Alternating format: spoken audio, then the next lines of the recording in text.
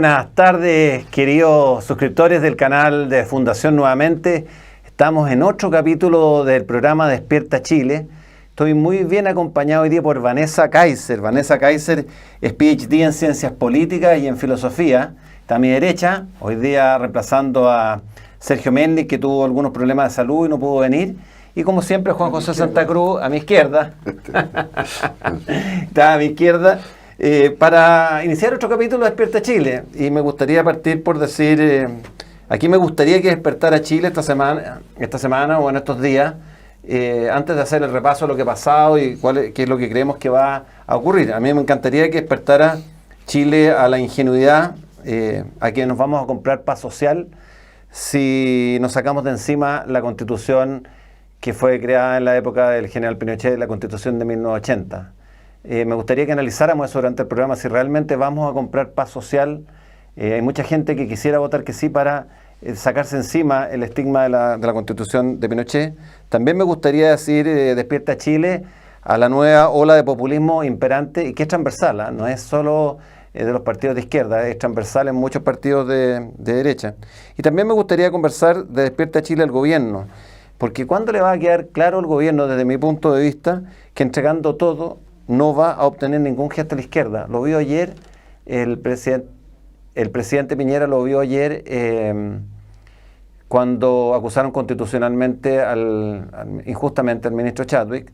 Después de toda la buena onda, de todos los gestos que ha hecho, no ha logrado nada. Vanessa, muy buenas tardes. ¿A qué te gustaría que despertara Chile? Que el problema es la corrupción y no la Constitución.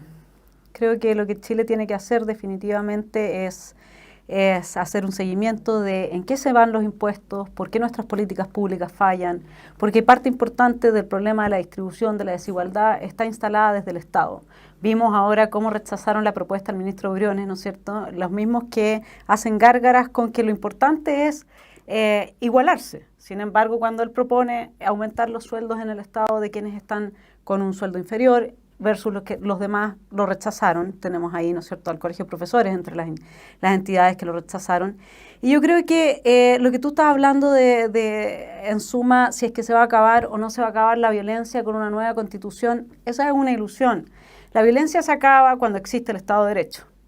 Y cuando nosotros tenemos un fiscal nacional como don Jorge Abbott que nos dice que él no puede judicializar un problema que es social, un problema que es político, y que por lo tanto los vándalos que han destrozado el país no pueden tener las penas que correspondería y se ocupan artilugios para que no queden presos, para soltarlos luego.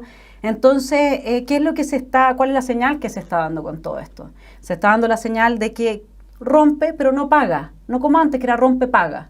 A esa gente no le vamos a cambiar la conducta con una nueva Constitución. Esa gente cambia de conducta y deja de hacer lo que hace cuando tiene un costo, cuando hay una responsabilidad asociada a la destrucción del metro, de la pyme, etcétera. Y aquí no estamos viendo eso.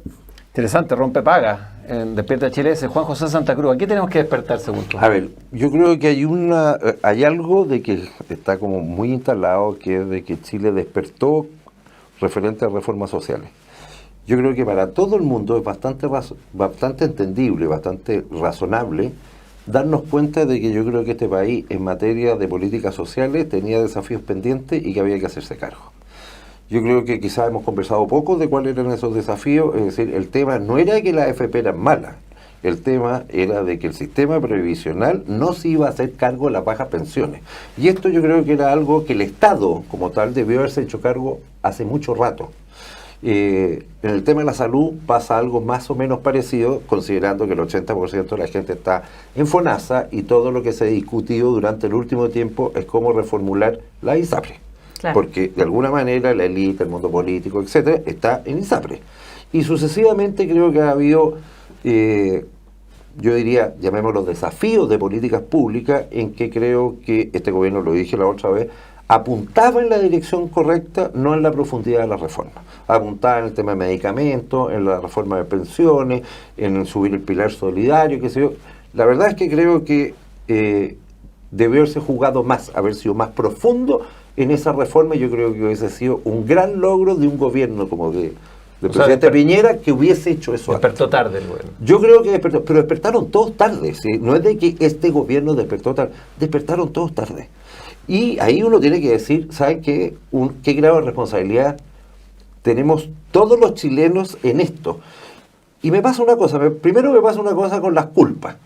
Yo creo que cuando, lo digo porque entre otras cosas soy empresario, cuando dicen, no, los empresarios, tal cosa, no me gusta la generalidad, que cada uno asuma la responsabilidad que ha tenido él en el desarrollo de este país y digámoslo de alguna manera, y en los errores cometidos por este país.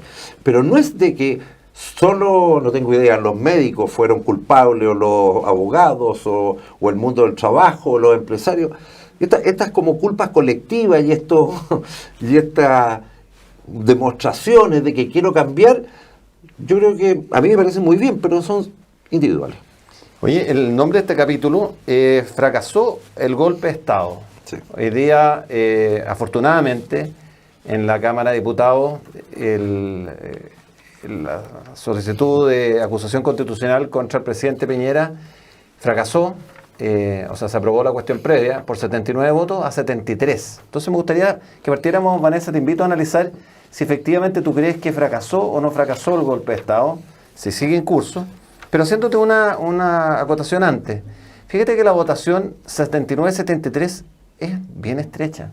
Hubieron 73 parlamentarios que estuvieron dispuestos a llevar hasta el fondo del asunto, con el consecuente daño que hubiese implicado para nuestro sistema institucional y para la democracia. No fue fue una victoria pírrica, fue una victoria con un sabor bastante amargo, en el sentido de que hay 73 parlamentarios, y yo lo digo esto porque hay mucha gente que me para en la calle o me pregunta en las comidas y amigos me dice, siempre tenemos que apelar a los políticos que son más moderados, y la diferencia entre ser moderado y no ser moderado era bien poca, eran 6 votos. Entonces me gustaría que tú nos comentaras desde tu punto de vista cómo sientes esta victoria, que yo por lo menos la veo bastante pírrica. Yo creo que viendo el cuadro un poco más en general, el problema que nosotros tenemos es que se han generado dos polos de políticos con ciertas convicciones de cómo se hace la política. Lo que venía cosiéndose con el sistema binominal desde la implementación de la Constitución del 80 en adelante era la política de los grandes acuerdos, donde pensábamos que lo que teníamos que hacer era ir perfeccionando, muy en el estilo a los que hayan leído a Hayek, en el estilo de Hayek, las instituciones, ¿no es cierto? Y por lo tanto ir corrigiendo los rumbos que no funcionaran. Y eso se hacía desde la convicción de que tenemos que ir perfeccionando.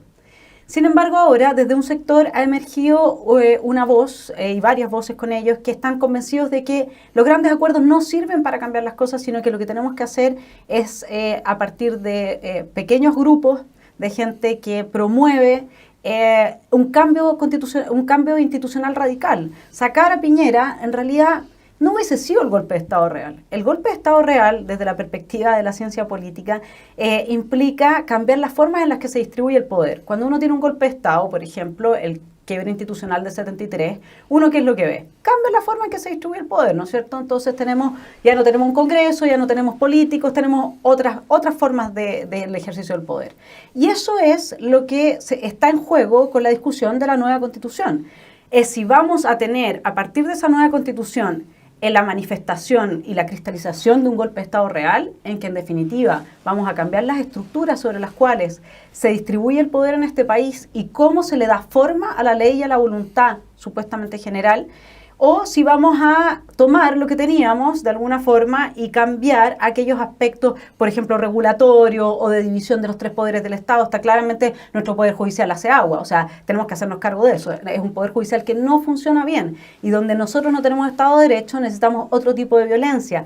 Entonces, desde mi punto de vista al menos, creo que esa pírrea victoria lo que viene a mostrar es que hay una convicción cada vez más consolidada en que los grandes acuerdos ya no son el camino a las transformaciones porque implican un perfeccionamiento de lo que hay y hay un grupo importante de políticos que ya simplemente no quiere perfeccionar lo que hay, sino que quiere hacer, borrón y cuenta nueva de absolutamente todo. Juan José, ¿cuál es tu mirada respecto a esto? Yo creo que se producen una serie de situaciones. Pero respecto al golpe de Estado. Respecto al golpe de Estado.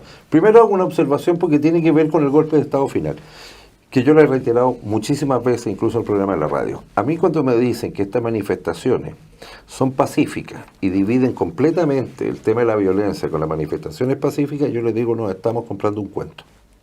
Aquí hubo una gran manifestación pacífica de 1 millón de personas, que la presenciamos todos, y todo el resto han sido funcionales a la violencia. Todas.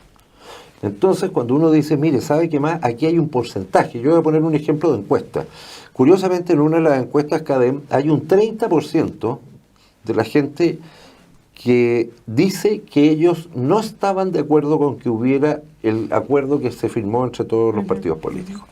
Y yo creo, derechamente, de que aquí hay una izquierda, grupos anárquicos de extrema izquierda, el Partido Comunista, y lo digo así, creo que tiene gran responsabilidad, y buena parte de la izquierda, que en toda esta situación buscaban la caída del gobierno Piñera. ¿Ya? Esa era la finalidad. Lo que ocurrió hoy día, yo que pertenecí a ese mundo, yo fui demócrata cristiano 20 y tantos años, fui vicepresidente de la democracia cristiana, y compartí con esa izquierda en la recuperación de la democracia. Hoy día veo que estuvieron a esto, porque estuvieron todos los parlamentarios del Partido Socialista, todos los parlamentarios del PPD, y la mayoría de los parlamentarios demócratas cristianos, por votar al presidente hoy día. En estas circunstancias, hoy día, si hubiesen ganado, caía el gobierno de Piñera, por decirlo con todas sus letras, lo que la irresponsabilidad más absoluta en la historia de este país. Y segundo, entre comillas, era un golpe blanco, porque es institucional, porque está dentro de las atribuciones, pero era un golpe de Estado sin medir consecuencia alguna, de un gobierno elegido por mayoría hace 2 años. Lo que me demuestra es la absoluta falta de convicciones democráticas de un amplio sector del espectro político de este país, que ayer votó en contra del ministro Chadwick, que produce otra señal.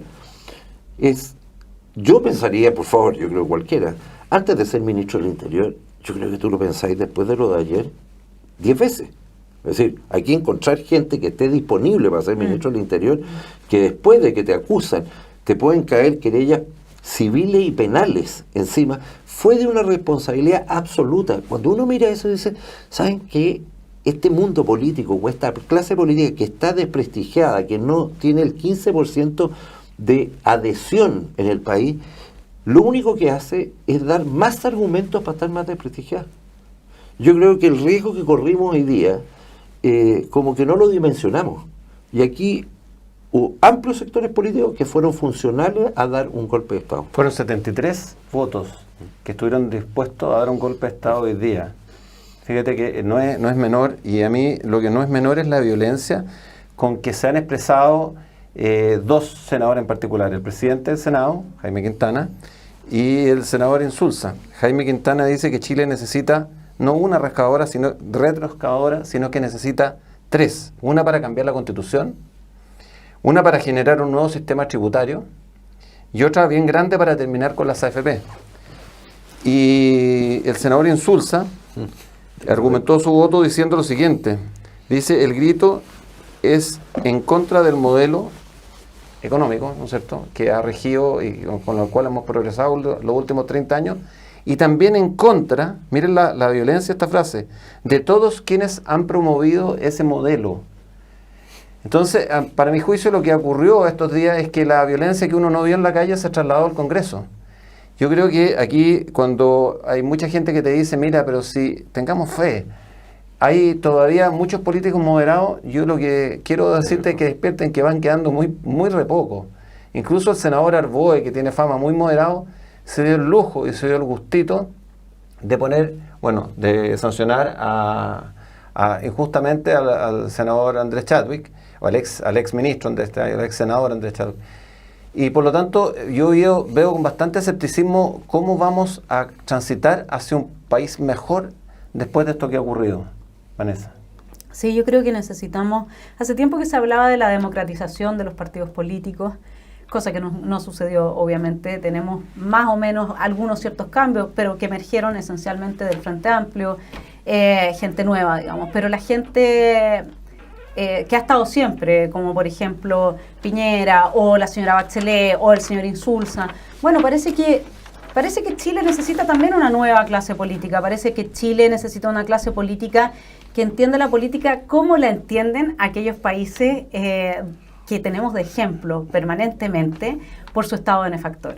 Esos países tienen políticos que, como en Suecia, ganan sueldos bastante por debajo de lo que gana un alto ejecutivo, son políticos que comparten las viviendas, digamos, cuando tienen que viajar desde sus lugares al Congreso, a legislar, al Parlamento, ¿no es cierto? Entonces ellos comparten, no es que cada uno tiene un viático y se puede arrendar algo como lo tenemos nosotros acá, son políticos que entienden que esto se trata de servicio público, se trata de servir al público, no se trata de este ejercicio egoico en que yo soy la estrella y todos tienen que mirarme a mí, y hagamos entonces de esto una gran fiesta de los cambios, de las transformaciones completamente irresponsables, porque hay que ser muy responsable para promover un modelo con un Estado más grande del que tenemos, sabiendo que 8 de cada 10 políticas públicas no pasan de curso según todos los estudios que se hacen de su eficacia, de su eficiencia, se pierde la plata, y como me dijo en un minuto Rodrigo Valdés, el exministro de Hacienda, no solamente es eso, Vanessa, más encima se le pone más plata a la política pública más fracasada, suponiendo que todo se arregla poniéndole más dinero a eso. Entonces, si nosotros no tenemos técnicos, si nosotros no tenemos profesionales realmente bien capacitados, un Estado capaz de hacerse cargo de las demandas ciudadanas, ¿cómo puede ser que haya gente tan irresponsable que promueva cambiar el modelo, como ellos le llaman, por un Estado benefactor, donde van a haber mucho más de recursos despilfarrados? ¿Y de dónde salen esos recursos? La gente se le olvida que sale de sus propios bolsillos. Entonces, realmente me parece que en este momento la actitud de Pamela Giles es con su gorrito onda Pokémon, no sé si ustedes conocen al monito Pikachu, pero se me asemejaba bastante, en que ella llega levantando el puño izquierdo, ¿no es cierto?, en una actitud realmente de niña de 5 años. Parece, es un insulto para nosotros, independiente que ella hubiera podido llegar, digamos, con su opinión, con sus argumentos, y eso es todo muy respetable. Pero ese tipo de show, ya de verdad que los ciudadanos, yo no sé si estamos también nosotros dispuestos a sostener una vocación democrática cuando tenemos representantes como esos, y también me gustaría escuchar algún tipo de respuesta de quienes cambiaron el sistema binominal, que a mí en lo particular no me gustaba por otras cosas, por este sistema en que nos tiene con políticos con un 2%, 3% de representación, que es mucho peor que el anterior. ¿No nos irá a pasar lo mismo si cambiamos de modelo? Y si cambiamos constitución, tengo algunas preguntas del público. Dice, ¿cómo evitar que se acuse ahora al ministro Blumen? Primera pregunta, sí. A lo mejor se quiere hacer cargo José. Y la segunda es... No hay cómo. No hay cómo evitar. No hay cómo, esas son las respuestas. No hay cómo evitar que se acuse al ministro Blumen. Es muy fácil. Al no poder destituir a Piñera, ¿cuál será el siguiente golpe de la izquierda?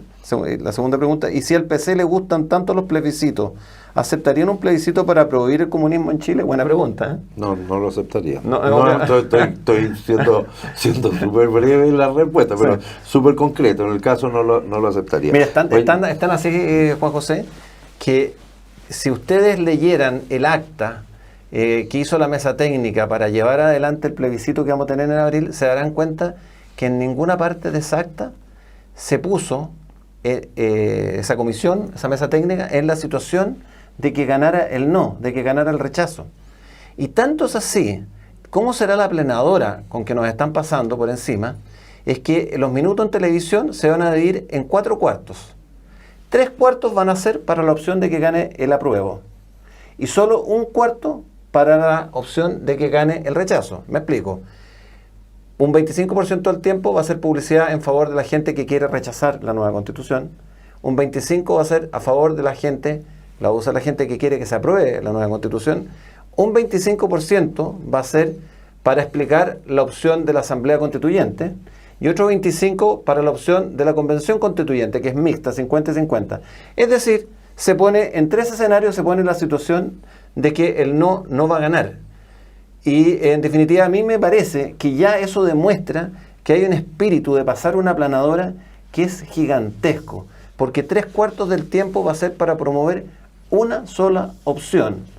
Y fíjense que lo que ocurrido ayer con el exministro Chadwick, esa acusación constitucional injusta, demuestra que uno no puede negociar con gente que usa la mala fe. Los dos documentos que han firmado, el documento por la paz y la nueva Constitución, que da origen a este plebiscito, y el documento de la mesa técnica, que tiene la rúbrica de todos los representantes, aquellos que fueron designados para firmar ese documento. Ambos documentos ya los desconoce la izquierda. Y se guardaron, para la gente que no sepa, que no lo ha leído, la opción de poder modificar el capítulo 15 de la Constitución hasta después que hayamos votado en el plebiscito.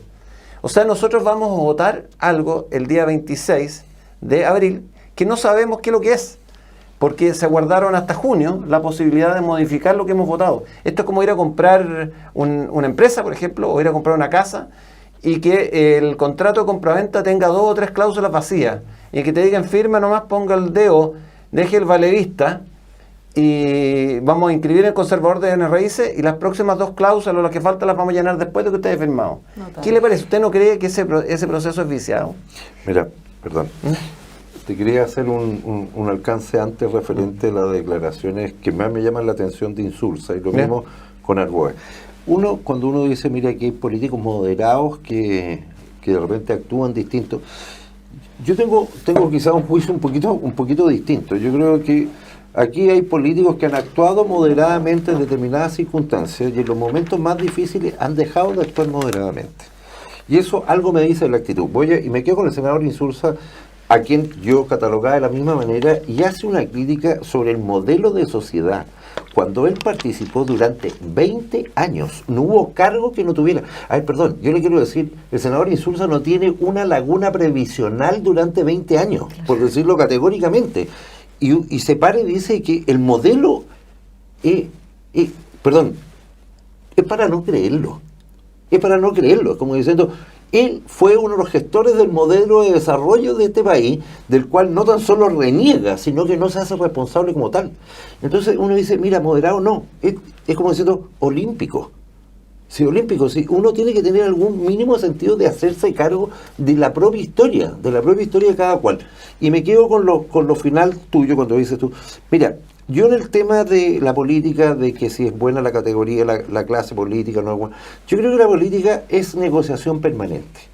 Y cuando existe la mejor política es cuando la gente es capaz de ponerse de acuerdo. Y ponerse de acuerdo probablemente es ceder las distintas partes, pero lo que siento yo hoy día con esta situación es que aquí hay un sector del país que cree que le puede imponer al resto del país, como diciendo, me siento victorioso, se atribuyen algún tipo de victoria y que no existe ni siquiera el ánimo de negociación. Es como diciendo, te quiero ver en el suelo. Y eso no puede conducir a nada bueno. En lo personal, yo siempre he dicho, no siempre, en lo poco que va, que yo voy a votar que no. Y voy a votar que no por cómo se llegó a esto. No por el tema de que si la Constitución fuera, que lo encuentro que no es muy relevante para el desarrollo de Chile, que tengamos nueva Constitución o no tengamos nueva Constitución. Creo que los chilenos más o menos pueden tener claro de que la vida no les va a cambiar, ni creo que se van a producir grandes modificaciones, no en la Constitución, grandes modificaciones que hagan que el modelo pase a ser un modelo tremendamente exitoso. Creo que al revés. Creo que lo que va a estar en riesgo es un modelo que ha sido bastante exitoso y que requiere ajuste, y lo vamos a tener durante 2 años en cuestión, ¿ya? Que va a tener efectos de inversión económicos de 1000 maneras, con lo cual creo que es una irresponsabilidad hacerlo ahora. Pero adicionalmente a eso, están como generándose las condiciones, entre comillas, como diciendo, ¿saben lo que perseguimos? Es un cambio cultural en este país. Y ese cambio cultural, yo creo que buena parte de la izquierda lo asume con resentimiento. Y lo que busca es una especie como de revancha. Y en eso creo que no hay que ser ingenuo. Yo tengo la mejor fe en términos de negociar, de entenderse políticamente. Creo que este gobierno está haciendo un esfuerzo, pero no con gente que está actuando de buena fe. Vanessa, ¿cuál es tu visión de esto? Porque hay mucha gente que me dice, fíjate que yo, ¿sabéis? Quiero sacarme de encima el tema de la Constitución antigua, porque con eso va a haber paz social. A mí me da la impresión de que cuando uno ve el odio, el resentimiento, la revancha, hoy día el tema es antes fue el binominal, ¿no es cierto? Después fue, ¿no es cierto?, la Constitución. Y ahora hemos visto que prácticamente a todo lo que hace este gobierno, de las muchas cosas positivas que han hecho y que no hicieron durante 30 años, y que está haciendo un esfuerzo tremendo, también le dicen que no, porque no va a bastar nada. El gobierno puede reventar la billetera, puede hacer pedazos las políticas fiscales, puede endeudar al país hasta el tope, y no va a ser suficiente, porque lo que quieren, exactamente lo que dice Juan José, es un cambio de modelo, un cambio de paradigma, un cambio cultural, volvernos hacia un estado benefactor. Y en definitiva, hay gente que dice, bueno, yo por último me rindo, no quiero ver violencia en la calle, no quiero volver a pasar por este susto que hemos pasado durante estos días, y por lo tanto les voy a ceder y voy a votar a favor de la nueva constitución. ¿Estaremos protegidos más de esa forma que rechazándola? Yo creo que tocas el punto clave y que me llama mucho la atención, que hemos hablado antes, digamos, de que empezara el programa, que hay gente que ha reconocido en privado que va a votar que no y luego en público no puede afirmar que va a votar que no, porque obviamente que es una posición hoy día que ha estado catalogada de políticamente incorrecta. De nuevo, tenemos nuestra ley Mordaza funcionando en nuestra pseudodemocracia, porque donde no hay libertad de expresión claramente no podemos hablar de que exista una democracia bien realizada. Y la pregunta que yo me hago es ¿qué pasa? ¿Por qué somos tan cobardes? Les digo una cosa, si acá se aprueba un cambio de modelo, que por lo demás no puede no aprobarse el cambio de modelo, ¿qué es lo que les molesta del Estado subsidiario? Que existe, como el Estado subsidiario permite la participación de los privados en la salud, entonces hay gente que se atiende en una clínica privada, entre ellos todos nuestros parlamentarios, por supuesto, y gente que tiene que atenderse en los hospitales públicos. Como permite la participación de los privados en la educación, hay gente que no le alcanza para la educación particular pagada, subvencionada, y entonces tiene que irse a la educación estatal, que todos sabemos que es lo peor. Entonces, ¿qué es lo que se está pensando acá? Tenemos un problema de desigualdad, ¿no es cierto? La desigualdad es que hay algunos que se atienden en la clínica Las Condes y los otros en el Hospital El Salvador. Que hay algunos que van al liceo con número y otros van al colegio con el nombre en inglés. Da lo mismo. ¿Qué hacemos con eso? Entonces lo que se está proponiendo aquí es, en suma, decir, vamos todos a las escuelas públicas. Atendámonos todos en el Hospital El Salvador. Bueno, estos señores que legislan esto, nosotros lo vemos en los otros países, ganan lo suficiente y se apernan en el poder, de modo que siempre pueden viajar al extranjero si es que por último no tienen las prestaciones acá. Lo que hay en juego en este momento es que cuesta imaginar que si gana el sí, luego tengamos una discusión amplia, con un gran acuerdo nacional, con todos los participantes felices de que algo pudieron aportar a la gestación del nuevo Chile y salga, fíjese usted, una constitución que no cambie el modelo del Estado subsidiario. Eso hoy día es casi impensable. Hoy día todo el mundo está pensando que el nuevo modelo ya como que casi es como el peso de la noche del que hablaba Portales, ¿no? Como que esto se transformó en nuestro nuevo peso de la noche. Ganaron la batalla cultural y yo me pregunto dónde está la gente. Orlando Sáenz en una entrevista muy buena que le dimos chat y hablaba sobre la cobardía de nosotros. ¿Dónde está la gente poniéndole la plata a los que están dando la cara, los pocos que dan la cara, porque aquí se conserve nuestra democracia, se conserve un modelo económico que sacó a prácticamente 40%, bueno, 32% de la gente de la pobreza? Si se estaba pensando en sacar a la gente de la pobreza, no igualarlos todos hacia abajo, ¿dónde están los empresarios que debiesen de apoyar con su poder económico las voces que defiendan este modelo que ha sacado tanta gente de la pobreza? Y que en Argentina el cambio, el tener el otro modelo le ha costado, todos lo sabemos, cualquier posibilidad de desarrollo. Hoy día la droga campa, quedan en manos del narcotráfico parte importante del territorio, no hay seguridad. Se nos va a echar a perder la vida a todos en este contexto si es que este cambio de constitución viene con un amarre. ¿Les gusta hablar de los amarres? A mí también me gusta hablar de los amarres. Acá parece que está el amarre de, por una parte, lo que dice muy bien Gonzalo, que es, bueno, yo quiero paz y por lo tanto si quiero paz tengo que votar que sí. Una nueva constitución me va a traer paz. ¿Usted de verdad cree que cuando acampe la pobreza va a haber menos narcotráfico, van a haber menos robos? Va a haber, y más encima con gente como la que tenemos en el Poder Judicial, que tiene la puerta giratoria, ¿no es cierto? ¿Usted cree que realmente vamos a tener paz con eso y con las demandas insatisfechas y las expectativas no cumplidas? ¿En serio? Y si nos endeudamos hasta el final y vamos a entrar de nuevo en los ciclos inflacionarios que más pobreza producían. Entonces yo de verdad me gustaría detenerme en este punto que decía Gonzalo sobre la distribución de los tiempos en la televisión, las caras que aparecen, a quienes se publica, la falta de coraje de decir, ¿sabes qué? En realidad esto no es una buena idea, por lo menos en este momento, porque tenemos un amarre. Si no cambiamos el modelo económico del Estado subsidiario, acá va a arder Troya. Entonces no es solamente votar que sí, es votar que sí y a un modelo X. Esto ya viene amarrado. Entonces, ¿de qué estamos hablando? ¿Esto es democrático, en serio? No sé. Juan José, tenemos algunas preguntas del público. Dicen, ¿qué condiciones tendrían que darse para que se cancele el plebiscito? Fíjate que esa es una pregunta que yo he contestado y lo dije hoy día en la radio. Jamás se soñaron con tener una nueva constitución. Si para tener una nueva constitución la izquierda necesitaba del 66,6% de los votos. Y cuando no te han cumplido, la mora purga la mora, dicen los abogados. Cuando no te han cumplido en lo básico, que es generarte las situaciones de paz, cuando no te han cumplido el acuerdo de paz firmado, cuando quieren más sobre ese acuerdo, cuando no te han cumplido lo de la mesa técnica, cuando te destituyen ¿cómo se llama? Culpan constitucionalmente, una acusación constitucional contra el ex ministro del Interior, Andrés Chadwick, cuando todo lo que tú les anuncias y les entregas como políticas sociales te dicen que es insuficiente, cuando te están anunciando que tienen el elefante dentro de la cristalería y que te van a hacer pedazos todos los cristales que tú tienes en tu casa, y tú sigues y sigues tratando de complacerlo, llega un minuto en que uno podría decir, contestando la pregunta a uno, ¿no será hora de retirar la oferta de la nueva Constitución? ¿No será hora de que ya los costos se pagaron? A Chile lo incendiaron. El presidente Piñera llegó a tener la aprobación más baja que ha tenido un presidente en la historia democrática después del gobierno de Piñera. O sea, ¿cuántos costos más se tienen que pagar? ¿Será realmente prudente entregarles Chile para que hagan lo que quieran con él de aquí en adelante, básicamente porque nos metieron miedo? Entonces esa es la primera pregunta. La segunda, que a lo mejor Juan José la puede contestar, ¿aceptará la izquierda el triunfo de la opción rechazo? Sí, a ver, yo creo que en términos generales en un régimen democrático, y todavía estamos en un régimen democrático, si se producen elecciones, la verdad es que se acepta el resultado de las elecciones. Hoy día fue la acusación constitucional en contra del presidente Piñera y se rechazó y salieron un grupúsculo a la Plaza Italia a gritar, etcétera, pero el país no le pasa nada. Pero fíjate, Juan José, pero yo parto de la base, no tengo antecedentes para decir, ¿saben qué más? No va a ser aceptado el resultado. Yo tiendo a creer que va a ser aceptado. Probablemente puedan haber desmanes, probablemente, porque esto viene ocurriendo hace bastante rato. Pero quería hacerte un alcance referente a lo que decían.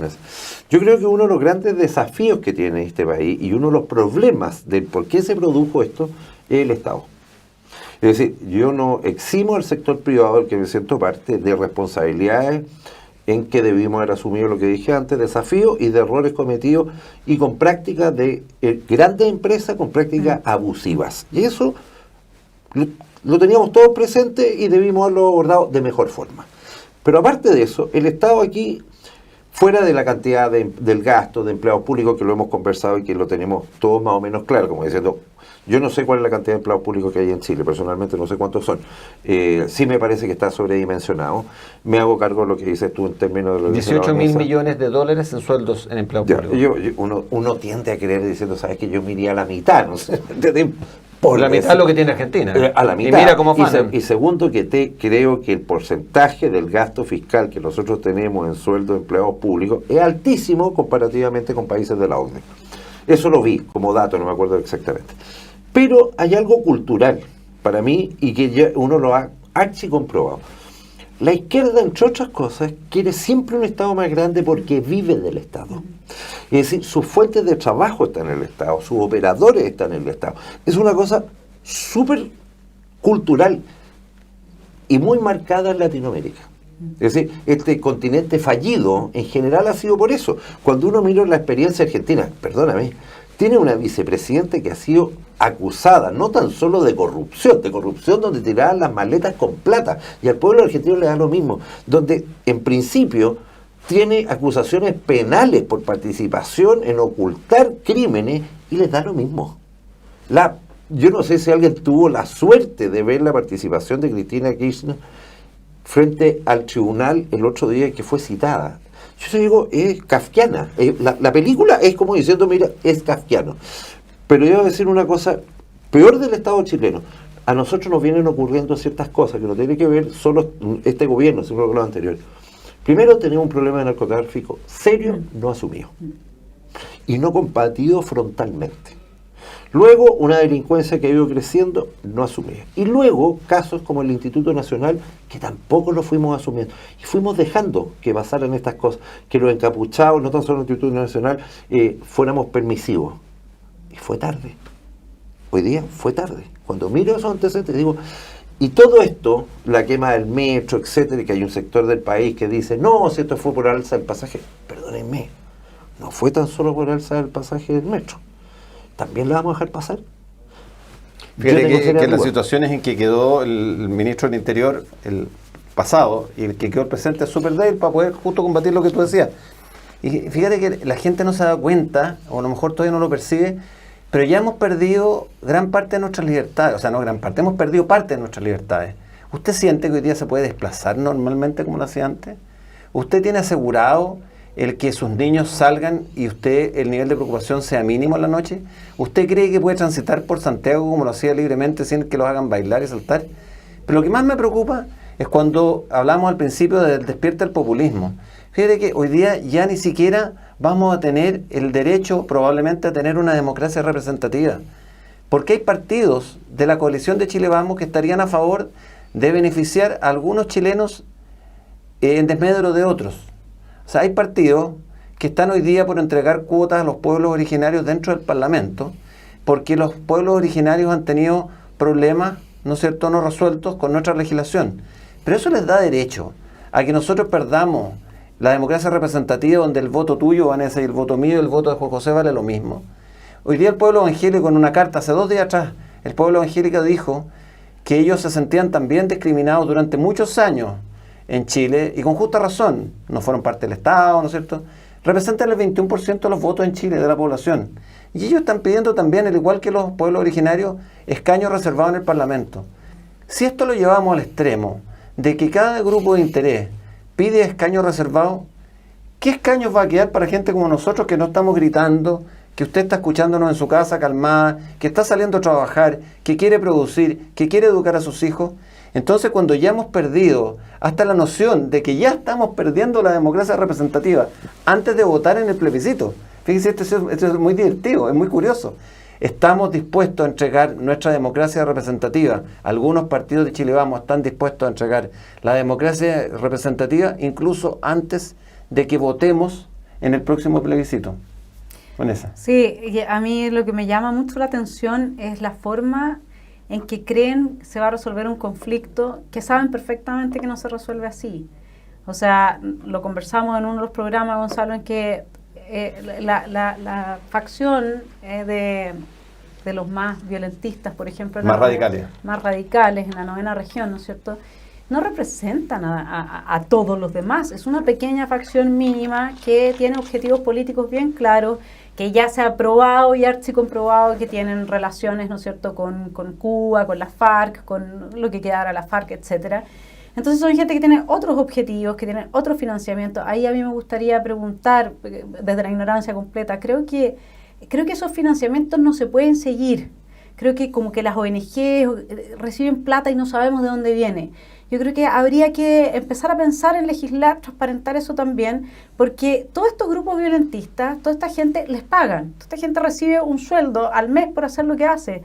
Y sería interesante saber quién les está pagando. No vamos a decir que George Soros, porque ya el rey del mal, digamos, ¿no? O sea, todo le echa la culpa a ese hombre y ahí se cae en la misma dinámica que cae la extrema izquierda cuando dice, no, el problema de Venezuela es porque está Estados Unidos y Trump. O sea, yo creo que sí, pueden haber influencias, pero realmente creo que el problema está en pensar que una solución política del tipo de te integro y te doy una voz a ti en especial y te hago el amén y tú ven y tú eres distinto de los demás, cosa que en Estados Unidos, por ejemplo, ya hay minorías que dicen, oye, espérate un poco, yo no soy distinto de los demás, ¿hasta cuándo me discrimináis? Porque no quieren ni siquiera la discriminación positiva, porque hasta eso implica romper la igualdad de trato, la igualdad de dignidad, ¿sí? O sea, ya en los países donde hay educación un poco más sofisticada, más desarrollada, hay grupos minoritarios que reaccionan de esa manera y ya no quieren ese tipo de derechos. Pero quiero volver al punto, para no perderme. El tema es, ¿en serio van a resolver un problema creando este tipo de democracia, de facciones, de grupos, ¿van a resolver un problema o van a crear un problema? Y eso es lo que yo tiendo a pensar, de que porque esto se implementa como una solución o bajo la creencia de que va a ser una solución para grupos violentistas que en realidad no están absolutamente ni ahí con el proceso constituyente, ni con Chile, ni con la democracia, ni con ninguno de esos reclamos. Fíjate que me gustaría hacer un matiz ahí. Aquí no se trata si integramos con un padrón separado al pueblo mapuche, si queremos apostar a si van a votar izquierda o van a votar derecha. Eso no es lo relevante. No. Lo relevante es si vamos a afectar y vamos a dañar la democracia representativa.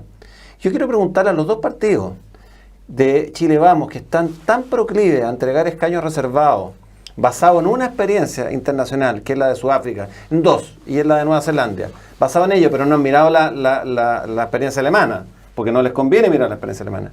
Si ellos eran tan proclives a incorporar a estas minorías, ¿por qué no lo hicieron en las elecciones parlamentarias pasadas? O le hago otra pregunta. Aquellos dos partidos, que no los voy a nombrar, pero ustedes saben quién son, en las próximas elecciones parlamentarias, en la Araucanía, por ejemplo, ¿van a cederle ustedes, estos mismos políticos que están promoviendo esto, sus cupos parlamentarios a gente representante de esas etnias para que sean ellos los que postulan al Parlamento? También les quiero preguntar, si lo están dispuestos a hacer, ese sería el test de la blancura, es decir, ¿sabéis qué más? Estoy dispuesto a reconocer tu derecho preferente, que yo no entiendo cuál sería ese derecho preferente, a ingresar al Parlamento por la vía rápida cediéndote mi cupo parlamentario. O te hago otra pregunta, ¿van a hacer esos dos partidos un esfuerzo, tal como se hizo con la ley de cuotas para que un 40% de un sexo, o sea, que no hubiera menos que el 40% de representatividad de mujeres o hombres en una lista? ¿Van a hacer ustedes ese mismo esfuerzo proporcional por invitar a gente de pueblos originarios a participar de sus listas en el padrón que nos rige a todos los chilenos? Porque si no están dispuestos a hacerlo, quiere decir que ustedes le ven el mismo problema que le vemos nosotros, con la única diferencia que no quieren reconocerlo ni transparentarlo. Juan José. Mira, bueno, yo creo que todo está por verse. Creo que en todo este acuerdo constitucional, primero, yo creo que la opción de que se caiga el acuerdo está plenamente vigente. Yo creo que existe una posibilidad cierta. Que no haya plebiscito, dice todo. O que se prorrogue el plebiscito, o que yo cada vez veo, primero que nada, aunque puede parecer ridículo, que las diferencias en la oposición son relativamente importantes. El Frente Amplio todos los días se le descuelga... Renunció el Partido Humanista al Frente Amplio. Ahora,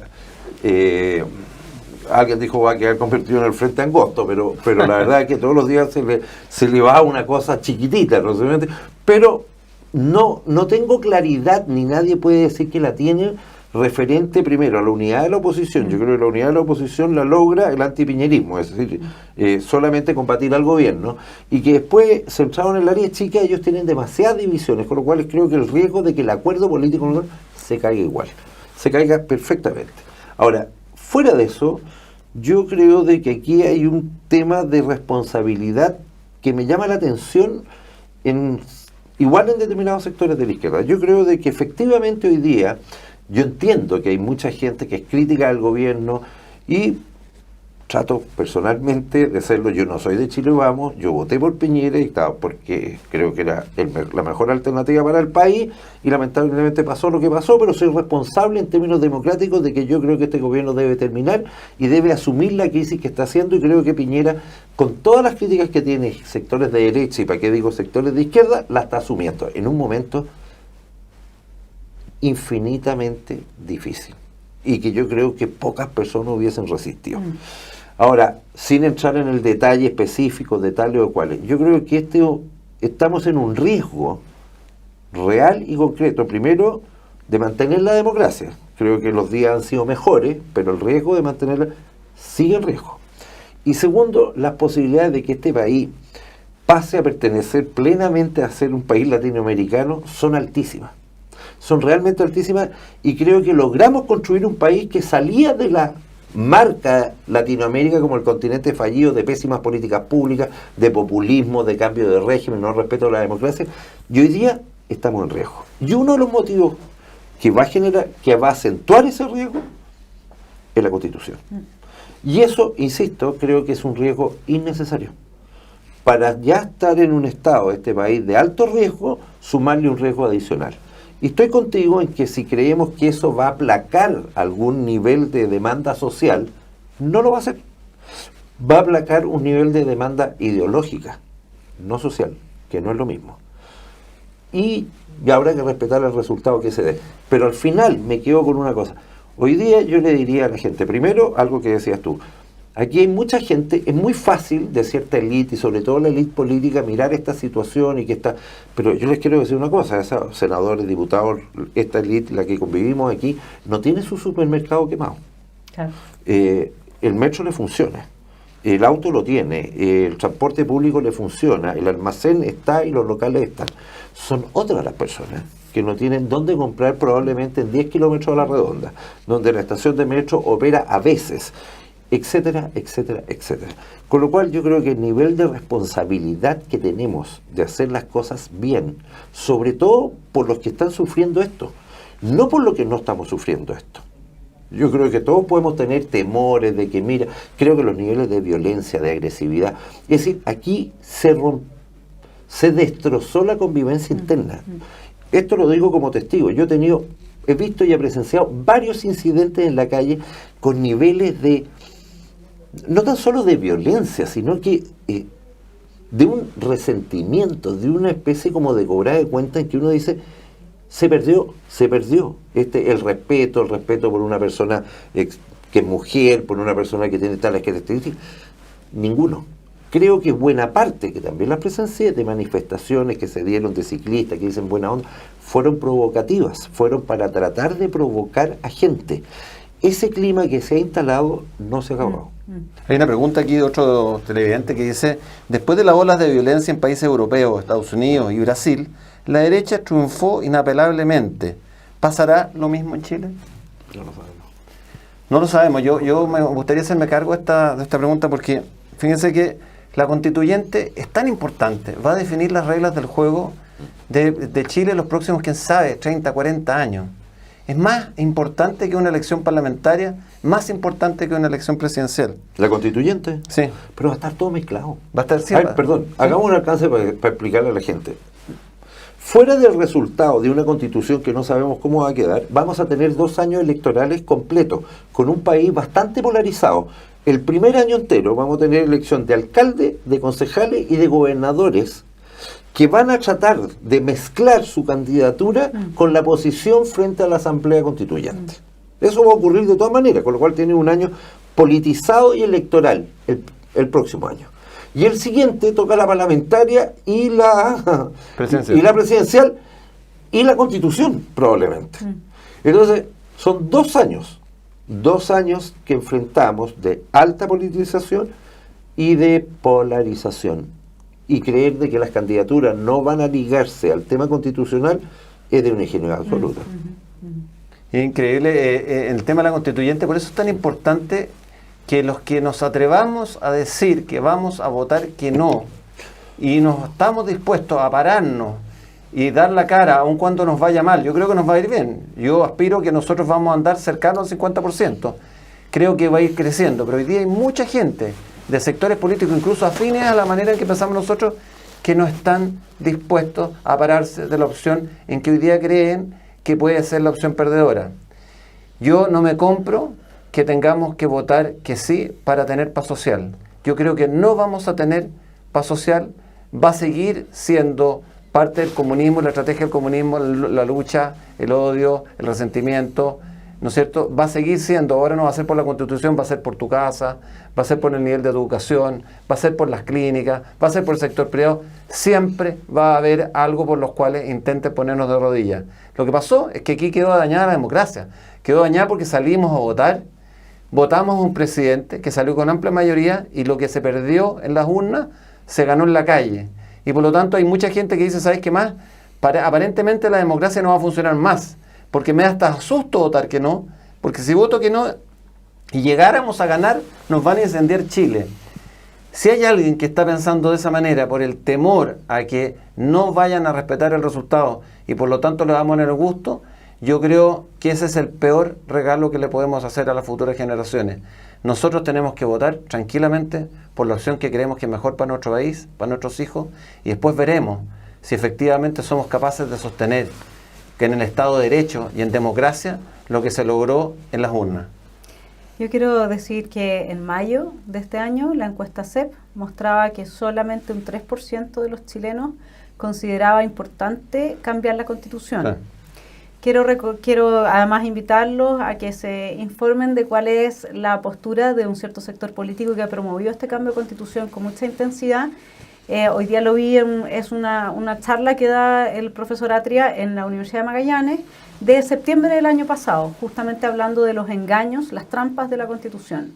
Y diciendo, él parte en esa charla diciendo que aunque ahora a nadie le importa la Constitución, que es un desastre este país porque a nadie le importa la Constitución, que al final él lo que trata de hacer es persuadir de lo importante que es la Constitución, para la vida cotidiana de la gente, porque nosotros no podríamos resolver los problemas de pensiones sin cambiar la Constitución, no podríamos resolver los problemas en la salud, no podríamos resolver los problemas con las ISAPRES, no podríamos, todo eso pasa por la Constitución para Tracy. Si uno piensa la Constitución, digamos, pues es una declaración de principios que efectivamente ordena y divide los poderes. Pero yo quiero hacer un llamado a que reflexionen un poco. O sea, si en mayo la Constitución no tenía, pero no aparecía por ni una parte. Y hoy día de lo único que estamos hablando es de esto. Incluso cuando empiezan las protestas, la gente no sale por la Constitución, sale porque está cansada de lo que llaman los abusos. ¿Ya? ¿Y cómo se producen esos abusos? Porque hay un rol regulatorio que el Estado no está cumpliendo y ese rol está perfectamente descrito en la Constitución. Entonces, ¿qué pasó? ¿Por qué ahora estamos hablando de la Constitución? ¿Por qué vamos a tener un plebiscito? ¿Por qué todas las candidaturas se van a asociar al tema constitucional? ¿Qué pasó? Eso, si nosotros logramos entender ¿cómo se puede dar vuelta una discusión y una agenda completamente hacia un lugar en el que nadie estaba pensando, al que nadie estaba mirando? Es decir, hay que leer a Gramsci, sí, es fácil.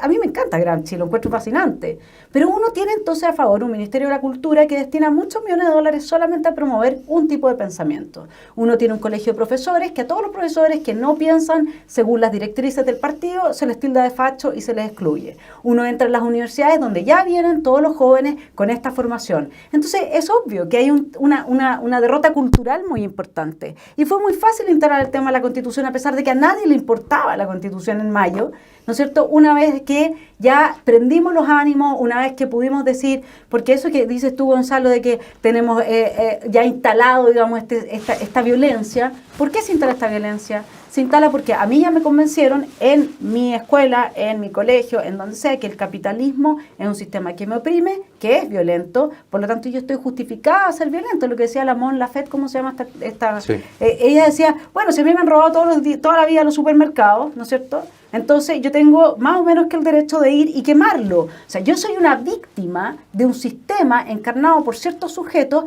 y luego eso a mí porque el ser humano necesita justificar sus acciones. Y si nosotros perdemos la batalla cultural, perdimos todo. Y eso es lo que la gente que todo el tiempo está pensando en términos de eficiencia, tecnicismo, de cifras, de encuestas, de números, no quiere ver. Hay que poner las fichas en trabajar la batalla cultural. Bueno, mi hermano lo dijo muchas veces, yo soy profesora, hago el experimento con mis estudiantes de siempre plantearles, bueno, hagan un trabajo, hagan un diagnóstico, y el culpable de todo, no importa si se trata de la mascota maltratada o del problema de la AFP o cualquier cosa que sea, es el capitalismo. Entonces, ¿cómo todos llegan al switch? ¿Cómo todos llegan con ese switch? Y ese switch a mí me da la oportunidad de cambiar, de ser un gran héroe en este nuevo destino que asume la patria. Estamos ante una fe, un credo religioso. Acá tenemos una nueva religión. Y eso es porque no hemos hecho la pega, porque le creímos a Fukuyama de que había llegado el fin de la historia y la democracia liberal con su capitalismo, que era el mejor sistema que el ser humano, perfeccionándolo, ha tenido hasta ahora, porque hay menos pobres, porque hay más gente realizada en su vida, con todos los defectos que tenga, había ganado y no triunfó así como lo pensamos nomás. Oye, fíjate, Vanessa, muy interesante todo lo que nos has explicado, pero hay gente que nos está diciendo, televidentes, que nos están diciendo que hablemos de rechazo o apruebo, y efectivamente no es entre el sí y el no, y es entre apruebo o rechazo. Yo por lo menos voy a rechazar. Pero me están preguntando también qué hacer para las consultas comunales que vienen este fin de semana. Si hay que ir a votar o no hay que ir a votar. Mi punto de vista es que estas consultas comunales de partida no son homogéneas. No todas las comunas van a preguntar lo mismo. Segundo, van a permitir votar a los menores de 18 años hasta 16 años. Esas personas no tienen un padrón electoral y por lo tanto podrían votar varias veces en distintas comunas. Los resultados no son comparables. Yo creo el proceso, las comunas no son vinculantes estas consultas, quiere decir que no obligan a nada, salvo a nivel comunal. Cuando se hacen consultas, usted quiere un parque, usted quiere instalar una piscina, usted quiere más semáforos. Y por lo tanto, cuando se meten en el tema constitucional y hacen preguntas constitucionales, aquí el Contralor General de la República, en vez de estar tan preocupado si los carabineros cantan su himno adentro de su recinto o fuera de su recinto, debió haberse preocupado de la ilegitimidad que tiene esa consulta municipal cuando se mete en temas que no les son reconocidos constitucionalmente, como es la pregunta sobre la constitucionalidad o si quiere una nueva constitución o no la quiere. Yo creo, mi consejo es no votar para no darle número, no darle cifra, no darle volumen a una consulta que es absolutamente ilegítima y que sus resultados van a ser imposibles de comprobar o de refutar, y que la izquierda va a usar, en la medida que tenga más volumen, los resultados a su antojo, porque comunicacionalmente nos dan 3 patadas. Bien, yo en esto voy a discrepar un poco contigo, porque en este programa se discrepa poco, lamentablemente. Poco. Yo quiero decirle a la gente, si piden una opinión, yo le digo, señor, este fin de semana, señora, haga lo que quiera. La verdad es que yo creo que da lo mismo lo que hagan. Es decir, no va a influir mayoritariamente. Yo creo que la consulta tiene cosas positivas y tiene cosas negativas que las acaba de relatar.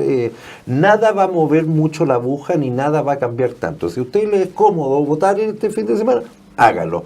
Yo creo que es una pérdida de tiempo, lo personal, pero que cada cual resuelva. Nosotros estamos de acuerdo. No, como diciendo, creo que se preguntan cosas distintas, no homologables, hay una serie de condiciones que se dan así. Pero yo quería aprovechar, como creo que alguien señalizó que estamos terminando, 2 cosas. Una, no dejar de mencionar que el militar que fue acusado en Curicó de que le disparó no era. Y segundo, que parece que el joven que le llegó el tema en la cabeza, que hubo una acusación de una lacrimógena en una piedra, y etcétera. Lo que quiero decir, y esto me quedo hasta con las declaraciones y los tuits del ex fiscal Gajardo y la de la niñez, la niña que está a cargo del tema de la niñez, que es el afán de hacer juicios tan apresurados. Y hoy día se tienen que decir, después de que fueron tan categóricos en hacer juicios. Yo creo que en estos tiempos, así como tampoco me es fácil decir cómo se iniciaron los incendios en el metro, y tiendo a pensar que vinieron de afuera, y que no tenemos los antecedentes, no están los antecedentes. Yo creo que primero hay que esperar a que las investigaciones avancen antes de estar condenando, y menos de condenar a instituciones, que voy a reiterar una cosa de Carabineros. Carabineros puede haber cometido errores, que evidentemente son lamentables, porque yo creo que a un hijo mío le hubiese pasado eso, yo también estaría, pero francamente descompuesto. Ahora, los errores o los abusos o los delitos hoy día son catalogados como violación de derechos humanos, cuando en general yo tiendo a sentir que la violación de derechos humanos la comete el Estado como política de Estado. ¿Ya? Los delitos que cometen funcionarios del Estado, etcétera, para mí tienen otra connotación, que en este caso específico de lo que ocurre. Si los carabineros se hubiesen restado, como ocurrió en Bolivia, yo les quiero decir de que hubiésemos enfrentado aquí lo más parecido que hay a una guerra civil. Y por otro lado, yo quiero decirle a gente en general que es de Chile Vamos, esto es una postura porque lo oigo demasiado en la calle, como diciendo, al presidente Piñera le faltó fortaleza, debió haber sacado a los militares a la calle, no la primera vez, la segunda vez. También hay un hecho, los militares no estaban dispuestos a salir a la calle. Entonces, este gobierno ha luchado con los escasos instrumentos con que ha contado. Entonces, uno es lo que a mucha gente le dicen las ganas, y otra era la realidad que te hace enfrentar esa realidad.